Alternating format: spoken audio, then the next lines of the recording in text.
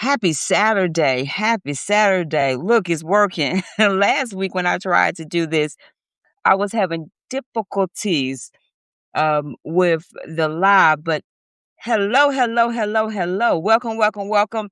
Let me know where you're coming in from. Can I tell you that this has been a busy, busy, busy week? I was doing a 10-day detox that was amazing with another laboratory, and I was on her panel too as well the day after, and it was amazing. If you have not done a detox lately, you need to do one because it was the whole You Challenge detox, and it was very enlightening. I'll put it that way. People from all over were joining up. We did it on TikTok, which is a great place to do it because you have so many different people that are on TikTok and amazing, amazing uh, young lady called Dr. K. She is a leadership strategist and she was wonderful. And the one thing that we talked about was the whole you, mind, body, soul, and spirit, and the things that we needed to do to be successful in this whole detox, the whole you challenge. And it wasn't just about the detox because that was just the gateway, but you still had to go through the door and do certain things. And so that made me come up with I wanted to do this live today. And it is called The Garden Doesn't Care About Your Excuses. Because can I tell y'all, with so many people that was having certain type of excuses, and at the end of the day, your garden doesn't care about your excuses. So today we're going to have an honest conversation about this. A garden doesn't care about your intentions. It doesn't care about your wishes. It doesn't care about your vision board. It doesn't care about what you're going to be doing on next Monday. Your garden responds to cultivation, water, sunlight, attention, consistency every single day. I'm going to say this again. Your garden don't care about what you're doing on next Monday, Tuesday, Wednesday, Thursday, Friday. It does not care. What your garden does respond to is cultivation, water, sunlight, attention, consistency every single day. You can stand over a garden and talk to it all day long. You can say, please grow, please be beautiful, please don't have any weeds. And you can tell everyone about your beautiful tomatoes that you're planning on growing. You can buy the garden book. You can watch all the garden videos you want to. You can even attend a garden conference, post garden quotes on social media. But what if, okay, you can do all those things. But if you never plant the seed, pull the weeds, and water the soil, the garden remains unchanged. I'm going to say it again for the people that's riding with me today on this Saturday. If you don't plant the seed, if you don't pull the weeds, and if you don't water the soil, the garden remains unchanged. It's going to still look the same way. Why? Because your garden responds to actions, not intention. Your garden responds to action. Come on, not intention. Life works the same way. Your purpose doesn't grow because you talk about it. You can talk about it all day until you blue in the face, but it does not change. It grows because you tend to it. Your healing doesn't happen because you want it to. It happens because you do the work. And that was the best thing about the 10-day detox is because you had to do the work. Was it perfect work? That was not what the detox was all about. It was about getting back to you and removing the weeds out of your life that was choking you out for 10 days. You had 10 days to focus on you. Now, you could have did it longer than 10 days. But the 10 days was like, hey, what can I do for myself for 10 days that I'm not going to allow weeds to choke this out? Meaning that I'm not going to be doing anything that's going to go congruent to what this detox. Now, did we all do things on the detox that we should? Yes, we did. Can I just be honest with you? I'm sure everybody on the, not everybody, but some people did. They may have had a piece of bread. Okay, that's cool. Get back on it. They may have had a sports drink. That's okay. Get back on it because it is about your intentions, right? And so when we was talking on the challenge, I was like, it's not about you being perfect. It's about recognize some things about yourself that needed to be changed in these 10 days that you noticed that was coming up while you've been walking this journey. Your faith doesn't mature because you own a Bible. It matures when you trust God enough to apply what you read. And I'm going to say that for the people in the back. Your faith doesn't mature because you own a Bible. We all done had a Bible. Matter of fact, we got Bibles that we had that was passed down to us from our grandmama that we wanted to keep because when your grandma passed away, you say, you know what, I want grandma Bible. I want my mama Bible. But that Bible does not work and you don't mature and trust in God unless you apply his word. That's wisdom. There are so many people now, they can quote every scripture of the Bible from Genesis all the way to Revelation. But when you look at their fruits, you're asking, well, where's your fruit? Because you say that you are a believer, a disciple, but I'm not seeing the fruit from the time that you say that you spent with the Father. Your business doesn't grow because you have a dream. It grows because you can consistently shows up and mature it. I love this platform. I love it. You have people on here that are teaching you how to grow your Substack. They're teaching you how to do your notes, how to get more subscribers, how to, make it grow. But at the end of the day, you have to nurture it your way. That's what works for them. But at the end, you have to nurture it your platform your way. And it's not going to happen overnight. It is a process. You're not going to wake up and you got 5K subscribers. You're not going to wake up one day and now you have 500 people that are in your paid community. That takes time. Your health doesn't improve. As I was just saying, I was doing a detox. Your health doesn't improve because you buy a gym membership. How many of us have bought a gym membership and still paying for it and ain't stepped one foot in the gym? Can I tell y'all? I totally forgot about a gym membership I had at LA Fitness back in Atlanta. I kept saying, what is this, $19.99? I don't even know what this is. It was a gym membership that I completely forgot about. I started off good. I started going to the gym, but then life started life, and then I started doing other things, and I would go right past the gym because I was tired from work or I had something I had to do. And before I knew it, I wasn't going to the gym at all. It started off as a good intention, but it never ended up that way. It improves when you choose to walk, drink your water, eat your protein, and repeat the process. And you have to do this what? Again and again and again and again and again and again and again. Because we think just because you buy the gym membership and you sit in your car and you think about going in there, it's not building muscles. You're not building muscles by sitting in your car. You have to get out your car, click your car, go in and okay. And it definitely don't work you sitting on the machine taking pictures.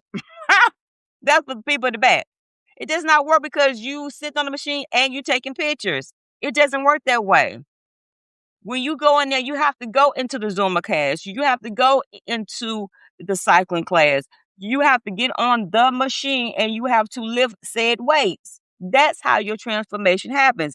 And you have to do this over and over and over again. It doesn't happen overnight. The health doesn't happen because you say you want it to happen.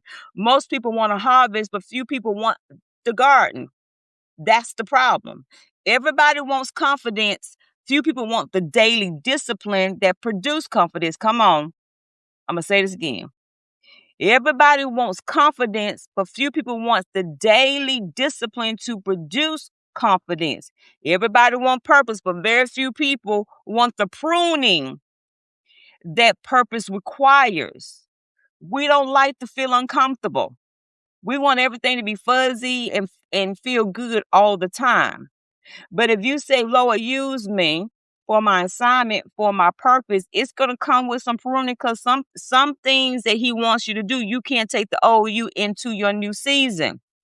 Very few people want consistency, transformations, demands. Very few people want consistency, transformation, demand. Transformation demands consistency. I'm not stuck. It demands it.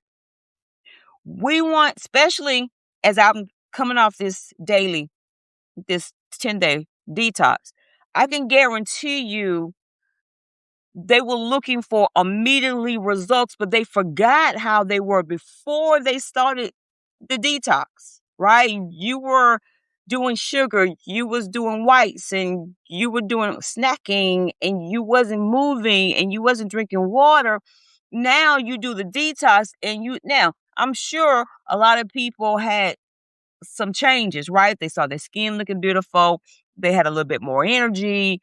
They were, especially when you're doing detox and you detoxing off of sugar, you start feeling the signs of, your body like, give me something, right? So now you go on this detox and now you feel you a little bit more vibrant, right? You're not feeling like you need to go take a nap after you done had a pound of sugar in, your coffee or whatever that breakfast that you had that morning. Now you feel like, "Oh my god, I feel, like, so lighter." My mind feels a lot more clearer. But that demands you do consistency. Now what you do after the detox, that still matters too. Because I can guarantee you, and I'm, like Imma tell on myself, is that we'll go back eating certain things. Now, like, I wouldn't say that. I would say that, I did a little snacking last night, and I recognize that. Not because I was hungry, ladies and gentlemen, it's because I shoulda went to bed. And when sleep comes down on you, you need to recognize that and go to bed. Not grab a snack, not grab some popcorn, not grab some chips. Why? Because all the work that you did during the detox, does it throw it out the window? No, it does not. But here's the thing. Then you start beating back up. Good morning, good morning. Well, good afternoon. It's still morning here like in Arizona. And so after the detox, I wasn't consistent to continue on. But guess what I did this morning? I hopped right back on it. Here's the thing. I don't beat up on myself when I miss the mark. I just get back on track. Gr- Greetings. I get back on track. Here's what we do. We'll beat up on ourselves for one bad day, one bad month, one bad year, and we'll stay there. But your guardian doesn't care about your excuses. That's the name of this conversation. Is that it doesn't care. It is looking for, and I love this. In Galatians, it says, let us not become weary of well doing, for the proper time we will reap the harvest if we do not give up. And I love that verse. Do not get weary because we get weary on things that, especially here, right? Like on this platform, we'll look at and we'll say, oh, I only have, or I only did, I only see. And when you put that only in, you downplay the work that you are doing. Why? You're being consistent. You're consistent showing up. You're consistent doing your notes. You're consistent doing your article. You're consistent writing from the very beginning why you got on this platform. You wrote because you had something to say. Come on, somebody. You wrote because you felt that your story should not just be a story you kept to yourself, but you wanted to share your story with others in a way that only you could tell your story. Nobody can tell your journey except you because only you walk the journey. Only you live through it. So when you tell your story, it comes out different. But before ever harvest ever comes, there is a season where nothing appears like it happens. Come on, y'all. Before every harvest comes, there's a planting season, right? Like I've never seen corn, especially like out here, like in Arizona. I've never seen the corn just spot. No, I see the farmers out there, they're planting. They're planting first. And then what happens? There's a season where you got to water the dirt. You have to water yourself constantly. You have to water it to make sure that it is getting saturated, right? That so when that harvest come up, it's not. And I love about the detox because we talked about what? We talked about dehydration. So if you're not watering yourself with good things, guess what? You are dehydrating yourself. Now you're feeling thirsty. Now you're feeling some type of way. Now you are like, oh my God, what's happening right now? Right? Because now you're feeling dehydrated. There is a season where you're showing up and there's not immediate results. Hello. Like we do that all the time. We're like, oh my God, it's not happening fast enough. We're in that culture now, and I say this all the time. We are a consumer right now, right this moment culture. I was just telling like young lady. I remember when on TV, well, the TV had gone off at nighttime. I remember sitting through commercials, not just one commercial. You had at least two or three commercials. Now we can't even sit through a simple commercial because we want to see the show right away. I don't pay extra to not see commercials because they charging you for that, right? So it's like, so I'm gonna pay you an extra $9 because I don't want to sit to two commercial when I lived in the era of commercials. No, ma'am. No, sir. There's a season where faith requires growth because you don't see what's happening underground. I've never seen a tree. Come on, y'all. I've never seen a tree pop his head out and say, okay, all right, everything. No, I never see that there's a process that the tree has to go on. The roots have to go down first before the rest of it comes up. It takes a bamboo 5 years. 5 years. Can you imagine? Because I feel like we're all bamboo trees, but we're so impatient. Now, when the bamboo tree finally shoots up, it shoots up 10 feet tall. It grows tall. But it takes it 5 years to do that. It's underground being processed at that time. There's where people quit. They quit in the middle of the process because I don't see no movement. Like I don't see, like anybody buying my product. I don't see like anybody coming. Let me tell y'all this. I can't tell you how many times I've done calls and I've showed up to events that I put on and a handful of people came. A handful of people came. Now, here's the thing, what I learned. It made me a better presenter. It made me a better potential. I can't even get out. It made me a better presenter, right?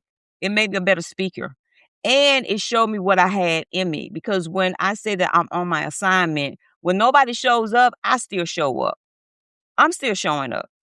Why? Because when multiple people show up, when 25 people show up, when 50 people show up, I don't have to get ready. I stayed ready. I stayed ready when nobody else showed up. See, here's the thing that most people don't talk about in the middle part of your becoming is that what do you do in the middle part?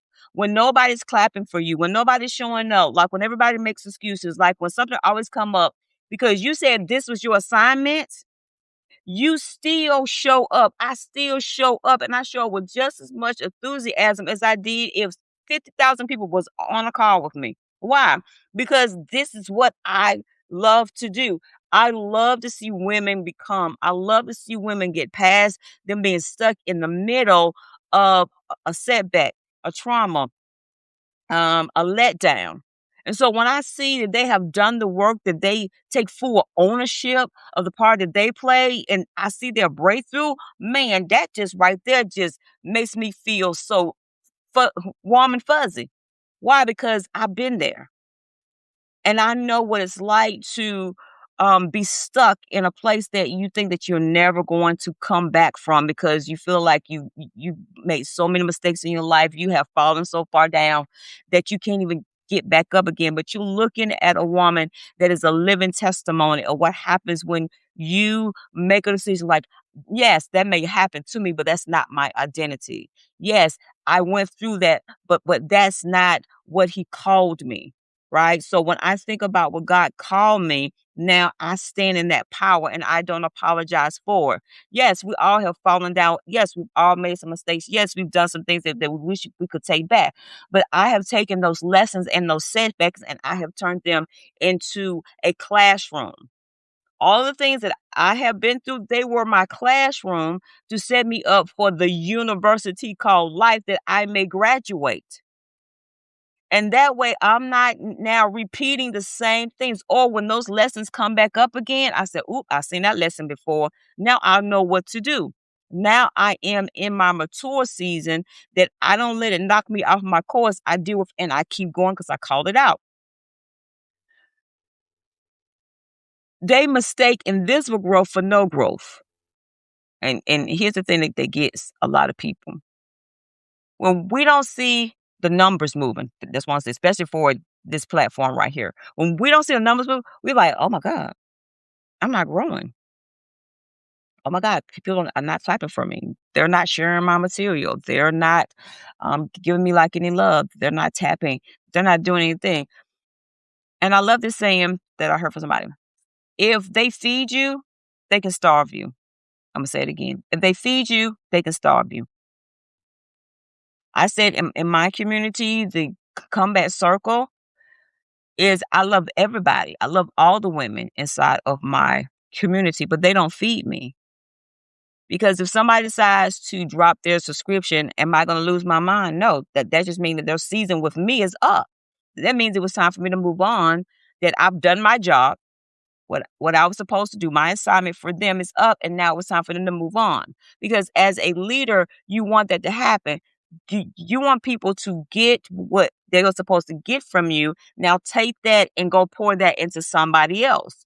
The only reason that people stay in your community is because now they are, like they just need maintenance. That's how I want to put it. They just need maintenance. Not because you are, a superstar. I mean, I thank people for that. Like I thank people for all of the accolades. But at the end of the day, you get what you need. You've been fed. Now you take what you learned and you got in your transformation. Now you take that and then you go show somebody else how to do it. That's a good leader.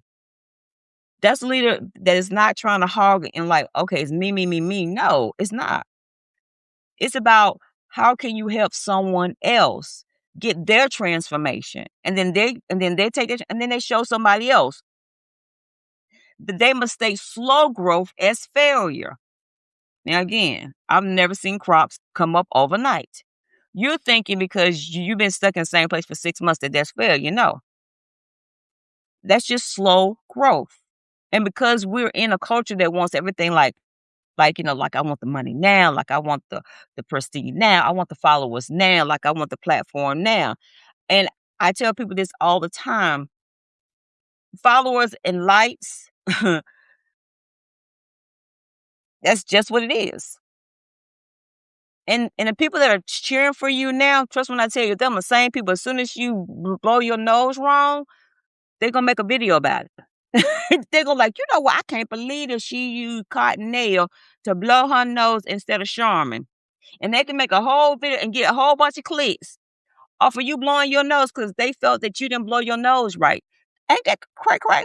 But that's how we are. But instead of we saying, listen, my content I'm making, I wanted to make a difference. Woo, come on, somebody. That's what I made. I wanted my content to make a difference, not for the latest trend, not for the latest clicks, not for followers or subscribers, but I want my content to make a difference. Why? Because that's what we need right now. We need content that can help somebody. Basically, that's it. That somebody's life is going to be changed by something that you said. Now, people are not going to remember everything what you said, but they're going to remember how you made them feel. That- They won't remember everything you said, but they're going to come across your Substack or across your business, across your platform and say, "Oh my God, I needed that." I've had so many people to say that. They'll say, "Oh my God, thank you for that." And I respond back, "You're so welcome, Queen." Because most people don't know that the things that I write, I be needing it myself. So I know if I need it myself, there's some other woman out there that needs the exact same thing. She just may not say it because whatever season she's in, she doesn't feel like she's seen or somebody's going to listen to her. So I'll go ahead and be the first to put it out there. Like, okay, this is what I'm feeling today. Because I feel like authenticity is like a doppelganger net. It's like nobody shows up as their true authentic self because they're afraid of what people are going to say. Listen, y'all, they're gonna talk about you anyway. So you might as well just be yourself. You know, like if you that one that likes to wear flowers, then wear your flowers. If you that one that likes to wear pastel, wear pastel. If you like me, sometimes I wear glasses, sometimes I don't. That's okay. Sometimes I may have a filter on, sometimes I don't. But it's whatever I'm feeling, right? Because it's not about other people. It's how what's Jackie feeling in the moment, right? Like, it's like if I'm feeling fish skin, whatever. I might, I won't. But sometimes like I might have little bunny ears on. It's just how I'm feeling. But every experienced gardener knows something beginners don't. Roots grow before the fruit appears. Woo-wee. Fruit grows, okay, after. The roots grow first. Then after that, then the fruit comes. I tell people all the time, watch the people that you're following, that you're listening to, watch for their fruit.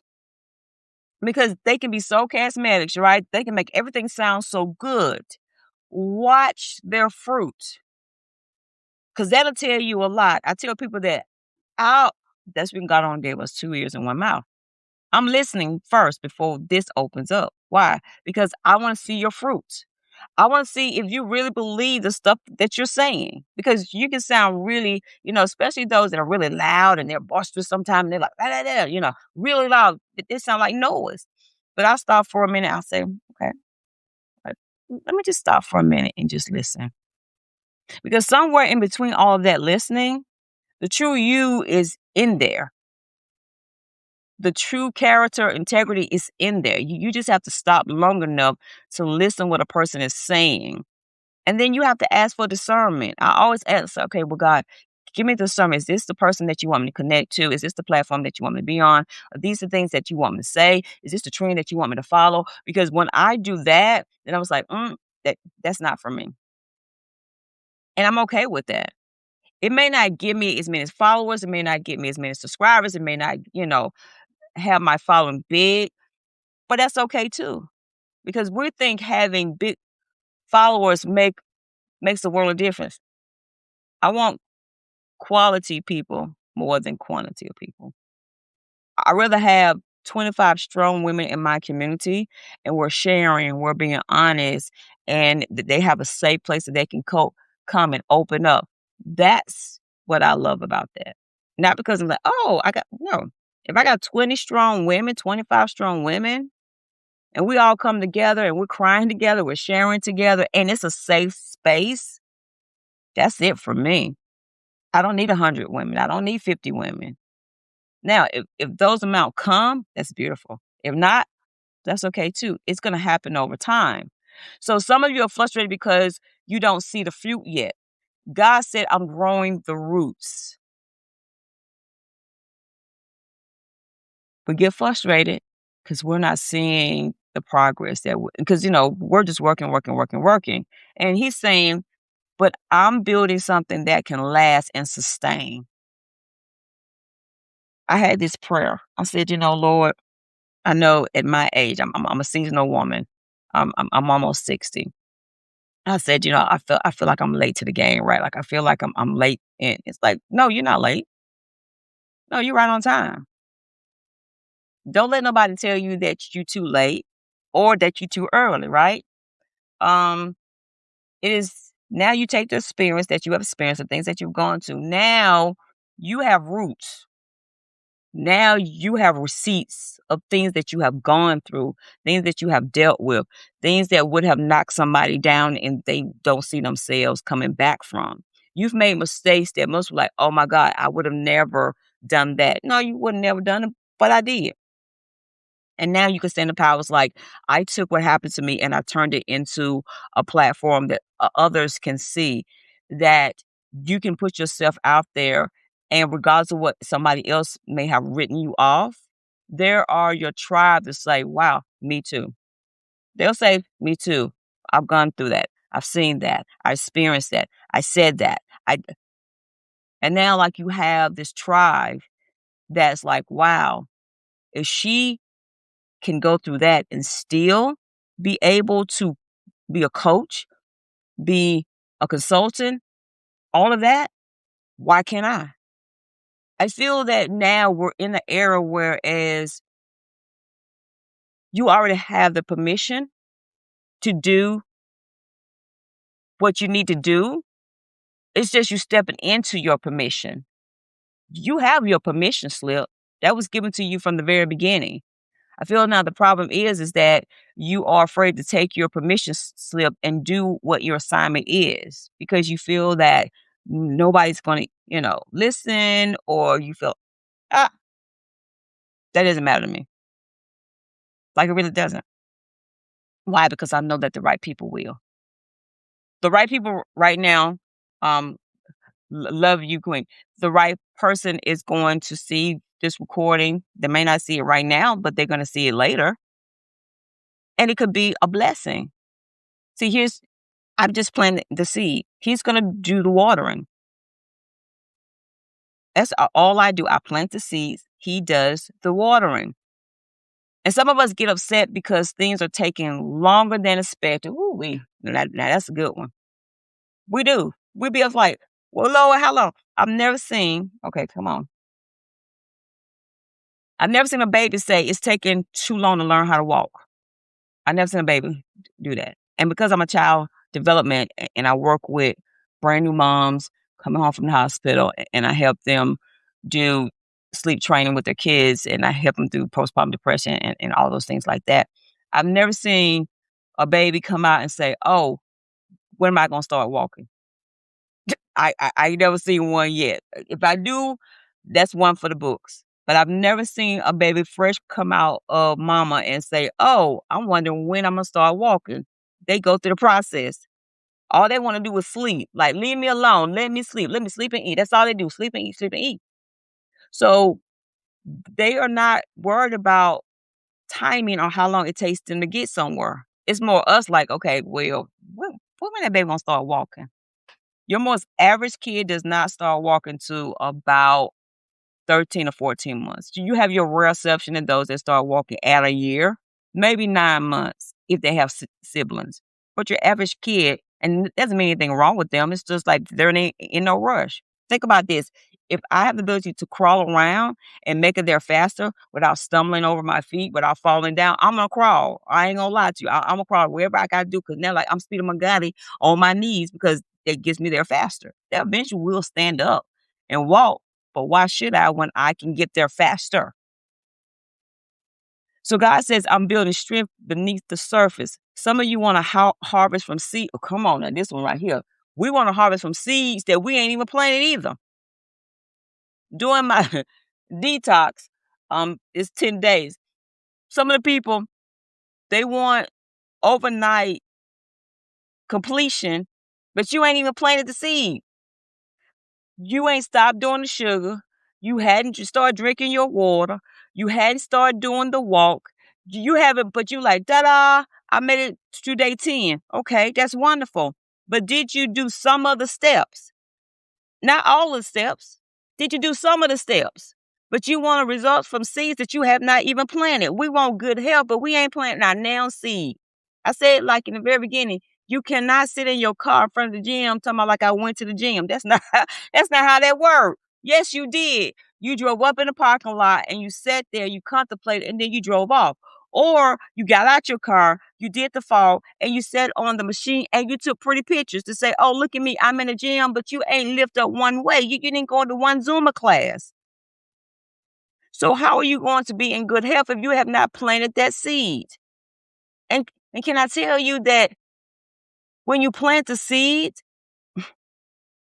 it's you doing the practical steps, watering it, removing the weeds, being consistent, and attending to it be every single day, not every other day. I tell people like I walk because I live in Arizona, y'all. It's 505,000 degrees right now. And so I walk early in the morning, at least about 5 days a week if the weather's not too hot. And I do the pool 3 times a week. So that's a non-negotiable for me. Non-negotiable. I drink my water. I keep my water on flank at all times. Why? Because that's a non-negotiable for me. I'm consistent at that. So when people ask me, oh my God, like your skin looks so for a person about to be sick, that's because I drink water. I drink water. Like I don't do sodas. There's just certain things like I don't do. I don't drink coffee. I used to, but it was more sugar than coffee. Like I love myself some coffee with it. It was more cream than coffee. So I had to stop. So, but I had to replace that with something else. So here's the hard truth.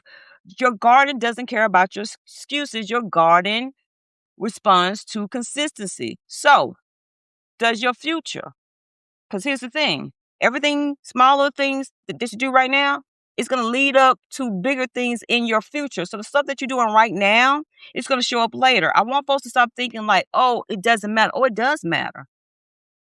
I used to be 280 ish, no, not ish, 289 pounds in 2016. In 2016, I made a decision that I wanted to live and not die. So I had weight loss surgery, like I had the sleeve done. And for a long time, I wouldn't even tell people how I lost weight. Why? Because I was like, oh, they're going to be, they're going to say something. They're going to feel some type of way. Because I actually was in a weight loss group back then too as well. And so like, I didn't want to tell anybody because I thought that they was going to judge me. But at the end of the day, that was my decision. That was my decision. Like, was it a cop out? No, not for me. Not for me. Now, somebody may have their own opinion, like, oh, you know what? Like, when you have weight loss surgery, that's no. I did what was best for Jackie because when it started affecting my quality of life, and especially when I had tried everything. Now, here's when I say I tried everything, but here's the thing, y'all. I tried everything, but I didn't try the right thing. Come on, somebody. I didn't stop the way that I was eating. Mm, I was drinking cray cray. Come on. So when I said I tried everything, yes, I tried everything that on the outside appearance was good, but on the back end, I wasn't consistent. And I was fooling people all the time, but I was not fooling myself none of the time. And so when I made a decision that I wanted to live and not die because I didn't have all the signs, I didn't have diabetes, I didn't have high blood pressure, I didn't have high cholesterol, but what I did have was arthritis. And what I did have is swollen ankles and swollen knees. And then when I did go, because matter of fact, I was still walking back then. But when I would walk, it took me a few days to recover just from walking because my knees were hurt, my ankles would be swollen. And when I found myself it took me 5 to 10 minutes just to get up off the floor. That's what got me. I had to turn around, pull up my own body weight on the sofa just to get up. That's just how heavy I was. And forbid if I had to go climb a few flight of steps. That was a no-no. But what really got me was that when I would go and pick up a baby out the bed, my back would lock up. And my biggest fear was that my back would lock up at the wrong time. And I didn't know when that pain was going to hit. And my fear was I was going to drop a baby. And that's what made me make that decision. And I had to choose at that time, I had to choose between working with a high power client than having surgery because she wanted me at the same time. I was leaving one and about to start another one. And I had to sit there and say that this opportunity came open. And I had to choose between money or my health. Guess what I chose? As you can see, I chose Jackie. But little did I know by making that choice was going to lead to other things as well.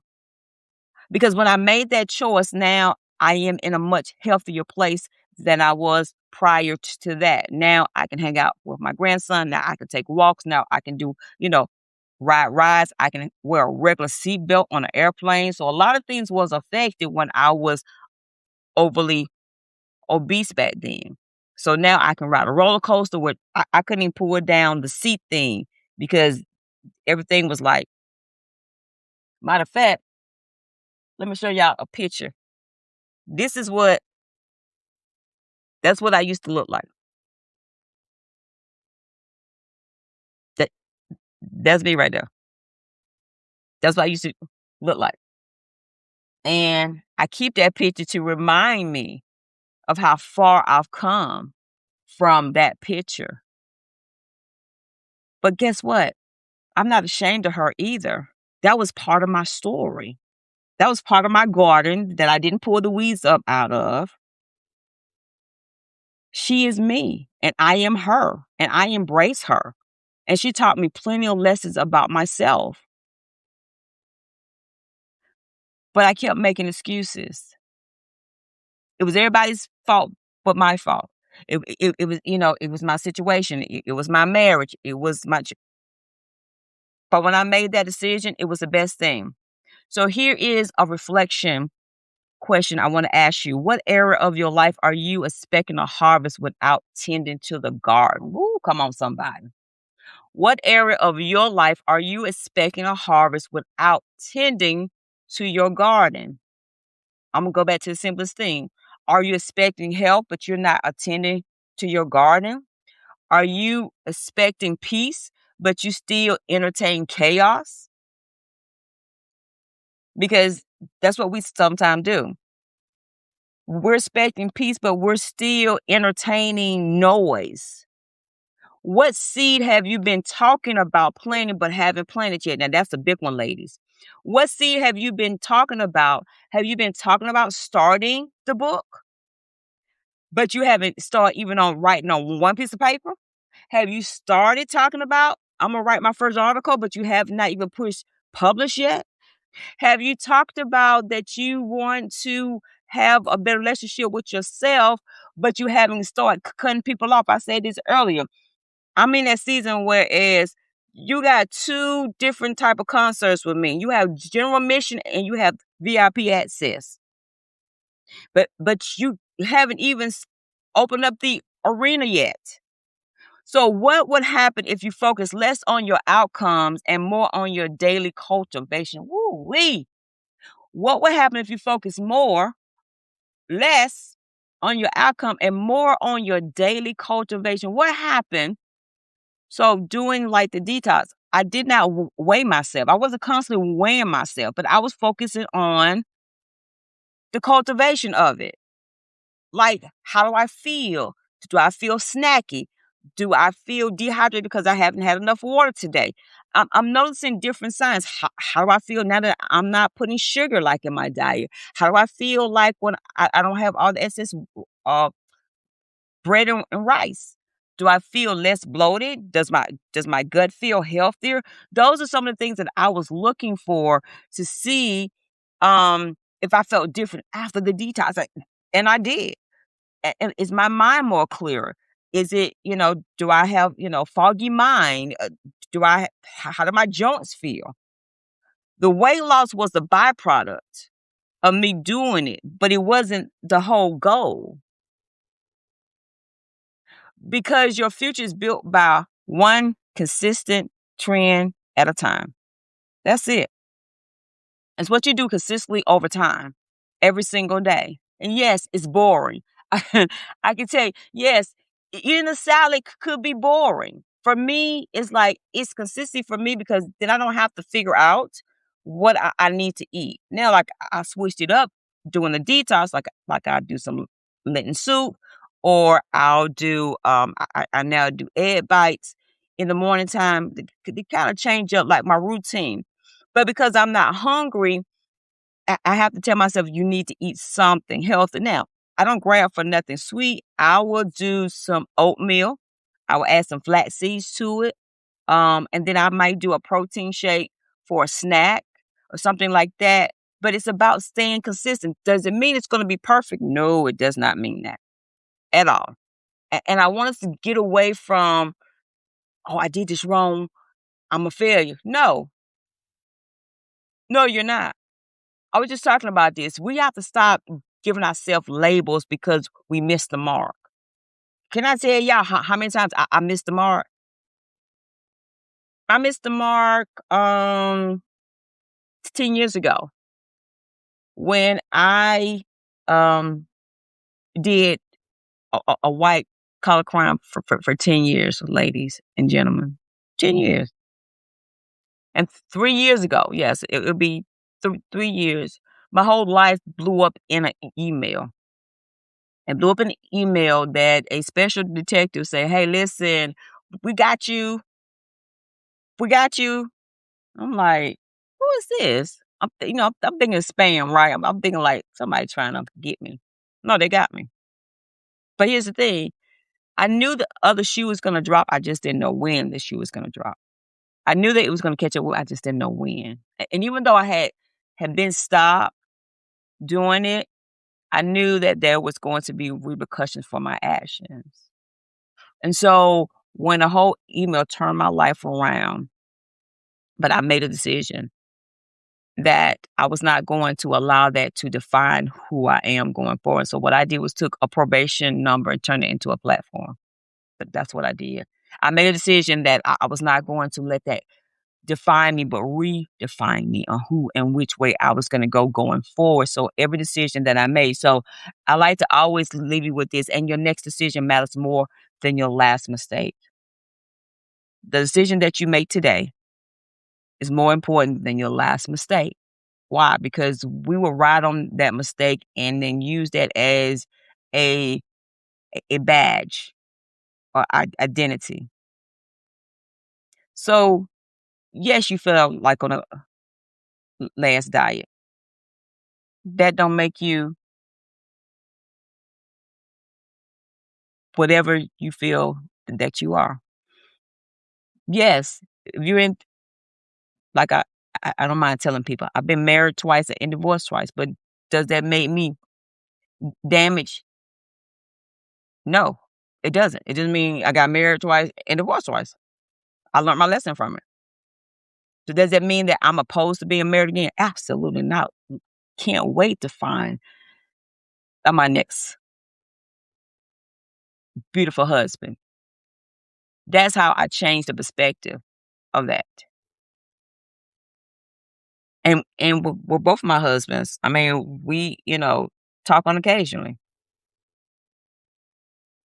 But does it make me, say, "Oh, I give up on love?" No, it doesn't. That's just part of a chapter in my book. So when you realize that your last mistake doesn't define you, it's just part of a chapter in your book, and now you take that, learn the lesson from it, and now you move on and not sit in it and not wallow in it because, again, your garden doesn't care about your excuses, but what it does care about is you being consistent in the things that you say that you want and that your patterns and that your actions reflect that. People tell me all the time, they say, "Coach Jackie, you don't hold no punches." It's not like I don't hold any punches. Is that I wish that somebody would have been straightforward, 10 toes down, and being honest in a way that it doesn't feel like you condemning me, right? Or you holding it out. No, but you're like saying, listen, I'm saying this in love. I'm saying this because you've been stuck there way too long. I'm saying that because I know there's more in you than you can ever imagine, but we don't know that because you are stuck in this holding pattern on the runway without you taking off yet. And so I'm ready for women to take off. I'm ready for them to be in their own sky lounge, right? Because now you upgraded yourself. Now people have to have special VIP as to come into the sky lounge, right? Like you have to have a medallion. Okay, a medallion membership to have access to you. Those are the women that I'm cultivating that now, like what? I cannot even because she a medallion. If y'all notice that those that have those special, they get on the plane first and then it's general mission. Come on, come on. Then it's the people, they go in, medallion, then they say women and children, military, those go get on the plane first. Then they say, okay, now we're boarding section 2 and then 3, and then those that's way in the back. That's how you need to treat yourself. You're coming from the Sky Lounge onto the plane first, and you getting settled. And then those that did not pay for VIP, they have to go behind the curtain. So you have yourself awesome and amazing Saturday. And again, your next decision is most important than your last mistake.